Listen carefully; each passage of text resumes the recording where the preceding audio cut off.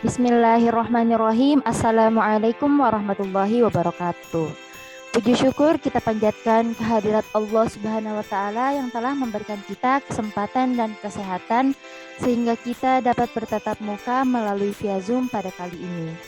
Salawat serta salam tak lupa kita junjungkan kepada Nabiullah Muhammad sallallahu alaihi wasallam. Baiklah, yang kami hormati dosen pengampu mata kuliah psikodiagnostik yakni Bu Eka Supartianingsi Jafar, SPC MPC Psikolog, dan juga teman-teman yang saya banggakan.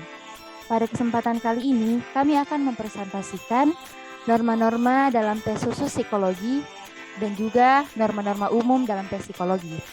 Sebelum itu, kami ingin memperkenalkan diri terlebih dahulu. Perkenalkan, nama saya Amalia Rizky Putri sebagai moderator. Adapun presentator pada hari ini yaitu Andi Ihda Nur Afifah, Alia Rif Azafira, Andini Dinda Latifa, Cindy Anggita, Amana Putriania Pahir, dan juga Amanda Magfirara. Baiklah, pemaparan selanjutnya akan dijelaskan oleh teman-teman saya. Norma dalam pengetesan secara umum. Norma dalam pengetesan psikologi adalah standar atau patokan yang digunakan untuk mengevaluasi hasil pengujian individu dalam berbagai domain, seperti kognitif, emosional, dan atau sosial. Norma ini digunakan untuk membandingkan hasil pengujian individu dengan hasil pengujian kelompok yang sejenis atau sebanding, sehingga dapat memberikan informasi yang lebih akurat tentang karakteristik individu tersebut. Nah, dalam pengetesan psikologi, norma dapat digunakan dalam beberapa hal seperti menentukan tingkat kemampuan individu dalam berbagai domain, menentukan tingkat kecerdasan atau kecakapan mental individu, menentukan tingkat keparahan gangguan atau kelainan mental, menentukan tingkat kemampuan individu dalam mengatasi masalah atau tantangan tertentu, dan menentukan tingkat kepuasan atau kebahagiaan individu dalam kehidupan. Untuk mengembangkan norma, biasanya dilakukan pengujian pada sampel populasi yang representatif.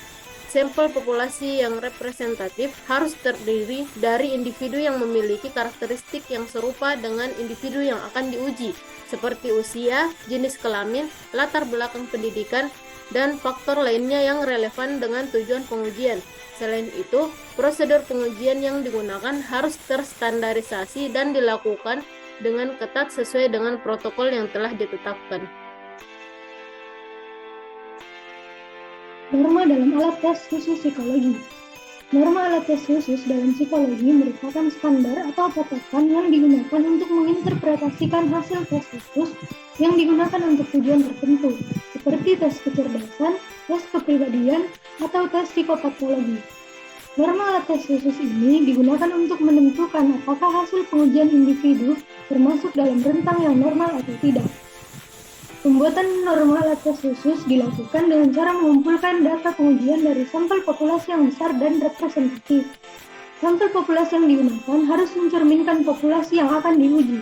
Selain itu, prosedur pengujian yang digunakan harus terstandarisasi dan dilakukan dengan ketat sesuai dengan protokol yang telah ditetapkan. Data yang diperoleh kemudian dianalisis untuk menghitung skor rata-rata dan deviasi standar. Skor rata-rata digunakan untuk menentukan sejauh mana kinerja individu dalam pengujian tersebut. Sedangkan deviasi standar digunakan untuk menentukan seberapa banyak variasi dalam skor individu. Norma alat tes khusus biasanya disajikan dalam bentuk tabel atau grafik yang menunjukkan distribusi skor individu dalam sampel populasi yang diuji. Distribusi skor ini digunakan untuk menentukan rentang skor yang dianggap normal atau tidak normal, serta untuk menentukan skor rata-rata dan deviasi standar dari sampel populasi yang diuji. Penting untuk dicatat bahwa norma alat tes khusus hanya dapat digunakan sebagai panduan dan tidak boleh digunakan sebagai satu-satunya dasar dalam mengevaluasi hasil pengujian individu. Interpretasi hasil tes harus mempertimbangkan berbagai faktor yang mempengaruhi kinerja individu dalam pengujian, seperti latar belakang pendidikan, pengalaman hidup, dan faktor lainnya yang relevan.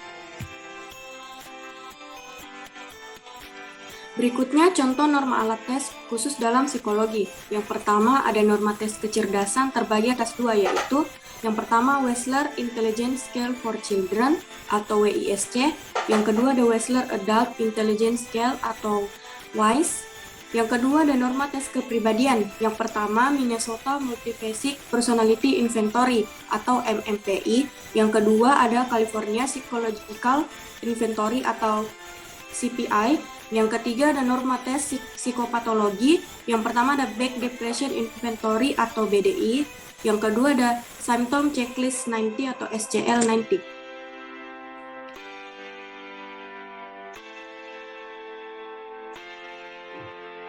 Tes khusus psikologi digunakan untuk mengukur kinerja dan perilaku individu dalam suatu area tertentu, seperti kemampuan kognitif, keterampilan sosial, atau kecenderungan psikologis.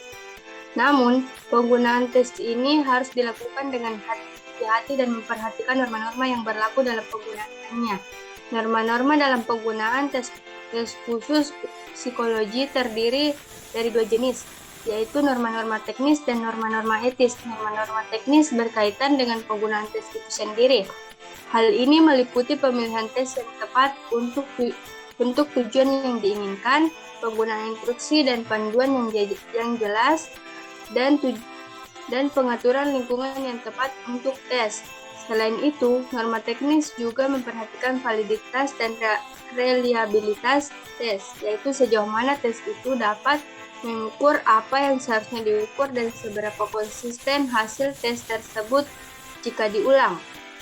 Norma-norma etis berkaitan dengan aspek-aspek sosial dan moral dalam penggunaan tes. Hal ini termasuk privasi dan kerahasiaan data pemberinya, serta penggunaan tes hanya untuk tujuan yang diizinkan dan dengan orang yang tersedia untuk diuji.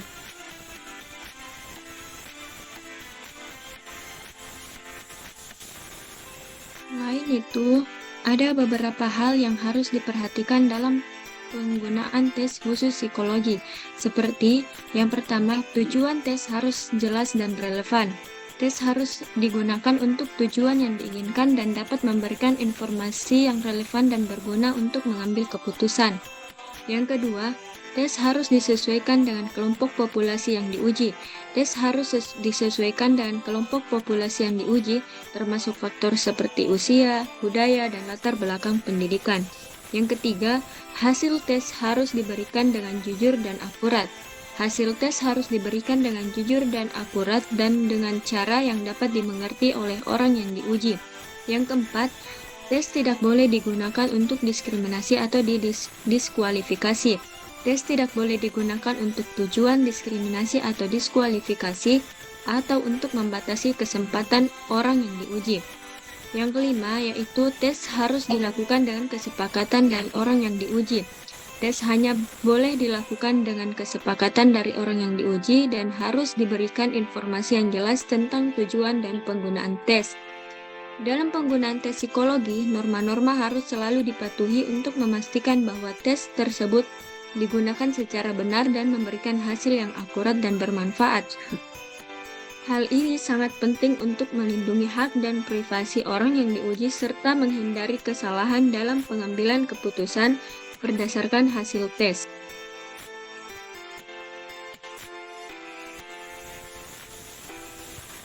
Baiklah, itulah tadi pemaparan dari kami mengenai tes, norma tes dalam psikologi dan juga norma-norma tes khusus.